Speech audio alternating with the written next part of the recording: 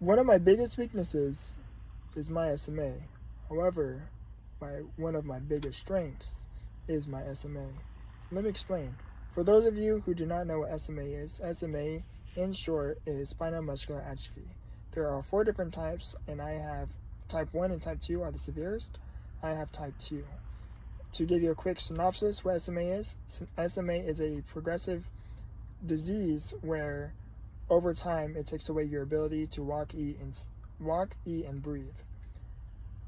For the reason why I say SMA is my biggest weakness is because although I may not be able to pick up a 10-pound weight, although I may not be able to stand or walk or run, although I do struggle time to time with my daily activities such as picking up my phone, operating my computer, feeding myself, brushing my teeth, picking up a drink, although I do struggle with certain day-to-day activities, however, because I have those struggles, because I have those life experiences, it has taught me one of 2 things.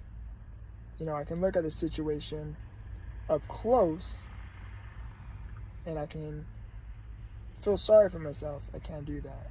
This person is able to do this. This person is able to walk, eat. This person is able to get in their car. This person is able to do X, Y, Z. And I can have that perspective. Or in those moments, I can take a step back, pull back a little bit, look at and see the picture at a much bigger view.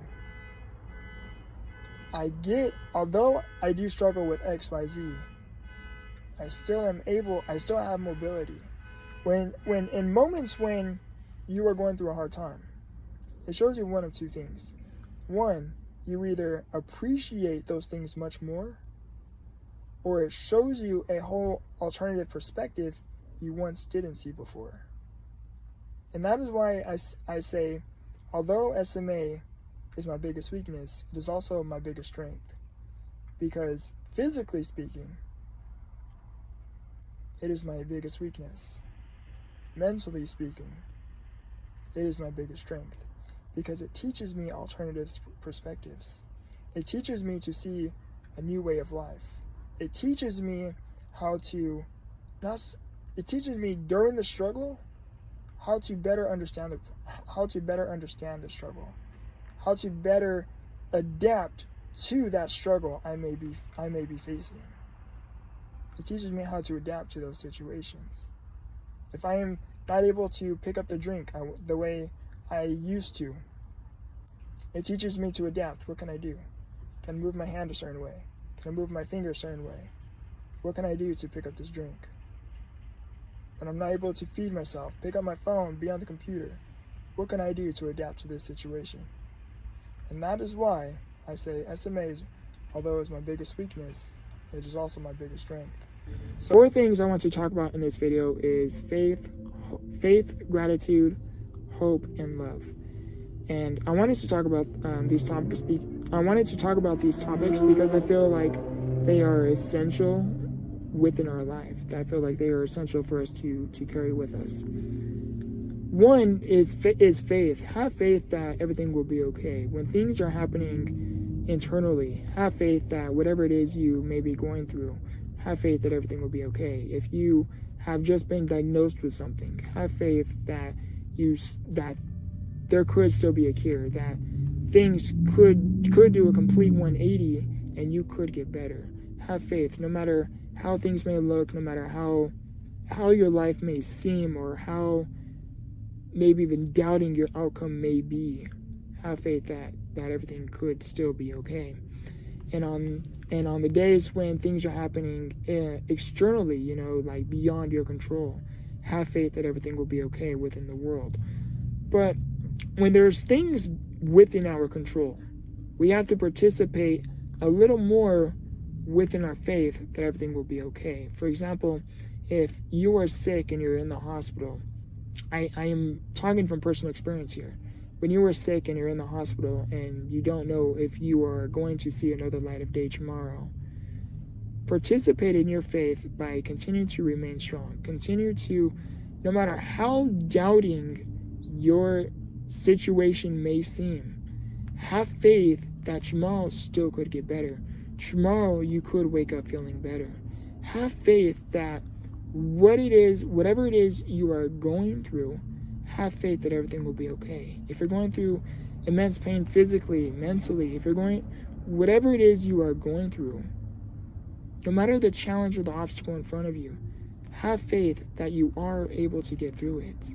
But you have to participate in your faith. Continue to put one foot in front of the other.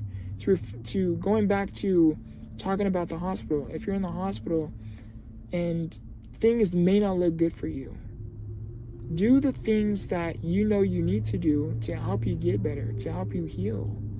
Remain strong as much as you can to help you still fight whatever it is you may be battling. Have faith that whatever you need to do, if you're going through immense physical pain and you need to get up, maybe you need to get a little bit more mobile. Maybe you need to strengthen your muscles a little bit more. Have faith that you are capable to get out of bed. You are capable to get up and do whatever it is that you know you need to do to remain strong or even get stronger, to help you recover and heal with, again, whatever it is you are going through. For example, when I was in the hospital, I've been in the hospital numerous times. I cannot count how many times I have been in and out of the hospital, especially the ICU.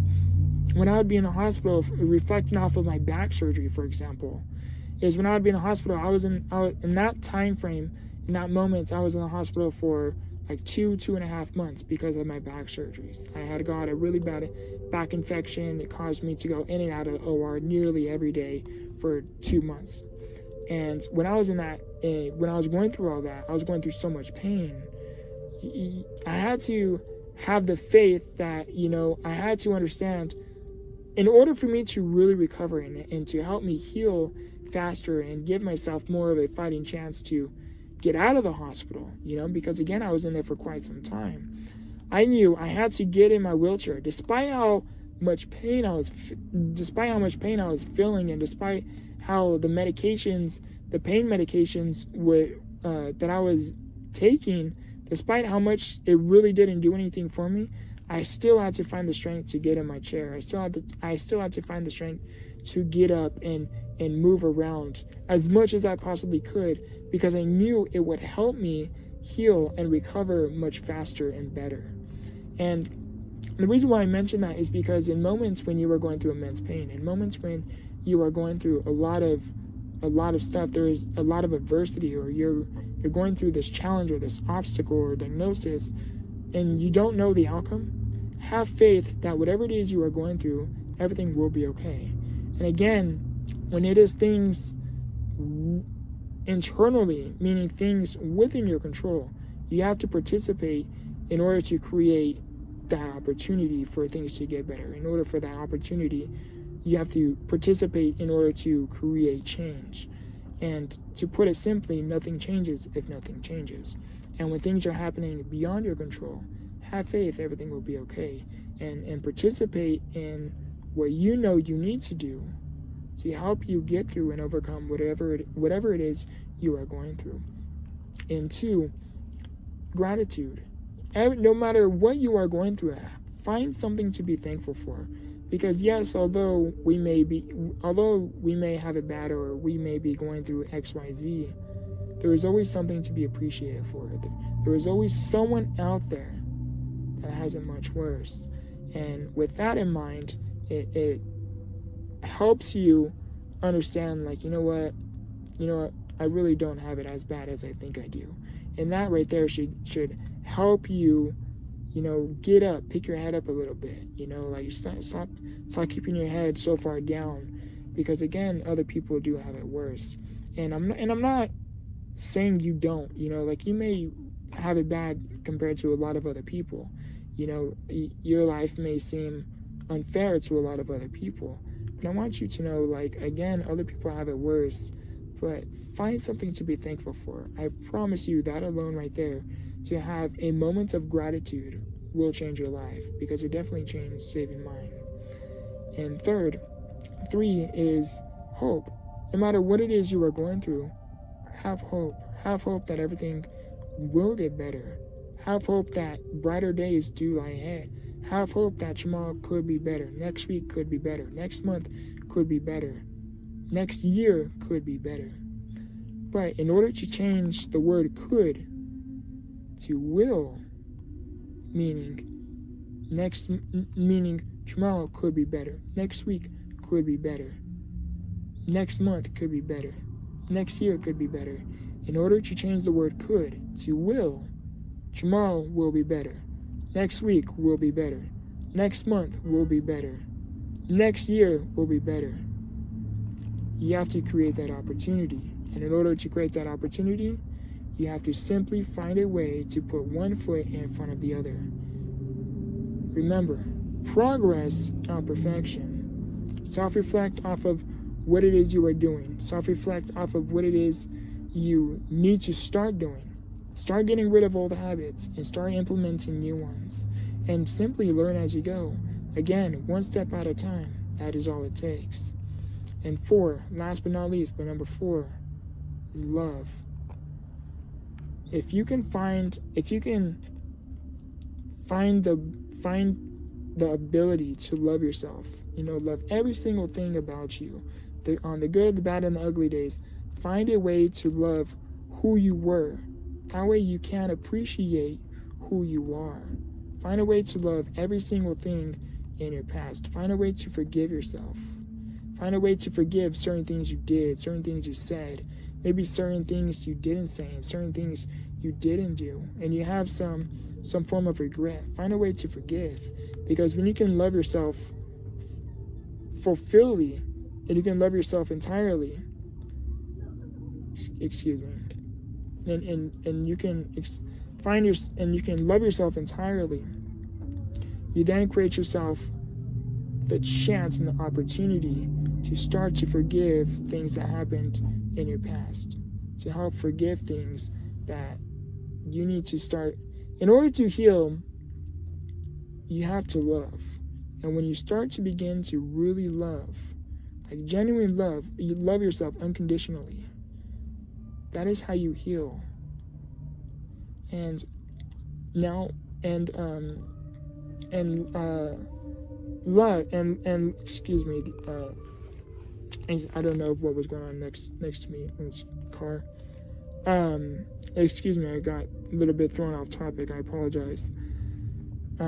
Love yourself unconditionally, because when you are able to love the good, the bad, and the ugly parts about yourself, only then do you begin this journey of self-healing.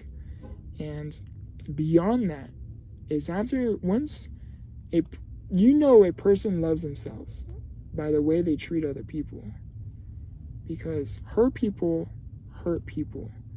and those who love themselves will spread love amongst other people beyond themselves. In order to love another person, you have to begin to start loving yourself, because only then, again, when you start to love yourself, it creates the opportunity for you to love others.